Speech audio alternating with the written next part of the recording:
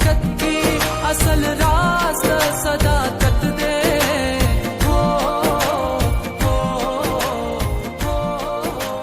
कुर्मी ضلع پر چنار گورنر کټیج کې وړومبی قدم او برېښنا د کوروم په نوم یوه دستوره تبیه شوې وه چې مقصد یې اپر کورمي ضلع پر چنار زنانه او نارینه استادان او طالب علمانو کې د هغوی غوره کارکردګۍ په اړه سرټیفیکیټس او شیلډز تقسیم کړي شو. دی دستوره کې ضلعي انتظامیه، عسکري قیادت، ایجوکیشن ډپارټمنټ چرواکي، د مختلفو سکولونو پرنسپلز، هیډ ماسټرز او استادانو نه علاوه طالب علمانو او د لکي مشرانو ګډون کړی وو. دی دستورې په اړه ډاکټر هدایت حسین چا چې 2013 کې جرمني نه بهترین ساینسدان ایوارډ هم ترلاسه کړی، وایي چې دا شان هلې ځلې تعلیمي ادارو کې ډېرې ضروري دي. کور دی دا د ایجوکیشنل سیمینار کوم انټرنیشنل سپیکر په کور یو هغه بالکل مو د ارینج کوای شو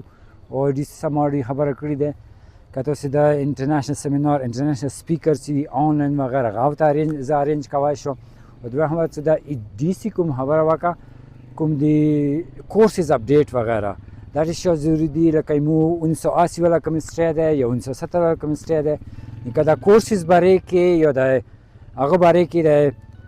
سپیشل ټریننګ پروګرام باره کې که داسې پروګرامونه وشي هغه د کروم ایجوکیشن لپاره ډېر زیات امپورټنټ دي او موږ دغه کې هیلپ کولی شو کوم د کروم انسټیټیوشن دي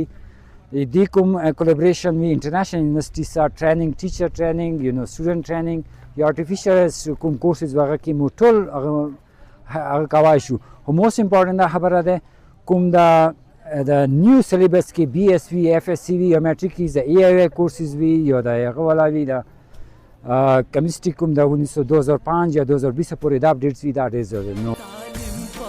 हकीकत की असल राज सदाकत दे. دی خصوصي دستوره کې ډیپټي کمشنر اشفاق خان او فیمیل ډي او عابده پروین وویل چې علاقه کې د استادانو یو مهم کردار دی ولې چې د علاقې مستقبل د استاد په لاس کې دی. پرنسپل نورجبین وویل چې د غشان هلو ځلو سره نه صرف طالب علمانو کې جذبه زیاتیږي بلکې اعتماد هم سیوه کیږي. دغه اکټیویټیز سره نه صرف تعلیمي بلکې هم نصابي سرګرمیاں کوم دي دغه سره بچو کې اعتماد زیاتیږي هغه کور کولو صلاحیت زیاتیږي هغه کې آینده لپاره مزید کار کولو جذبه پیداویږي شوق پیداویږي او دا شوق صرف دغه سټوډنټ لایف لپاره نه وي بلکې آئندہ زندگی دوپاره یاوي چې هغه کوشش کوي چې مزید کامیابی حاصل کوم چې باکه زندگی کې څه کار وکم. موږ خپل لیول باندې خپل سکول لیول باندې اټوله کول د اکټیویټیز جاری ساتو بس می ادب په صورت کې او مختلفو مقابلو په صورت کې نه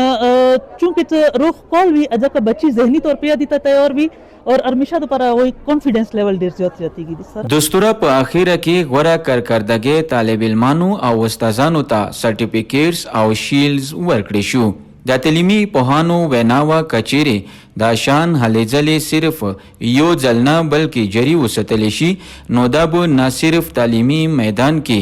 بلکې د ماشومانو ذهني نشونما کې هم غوره کردار ادا کړي.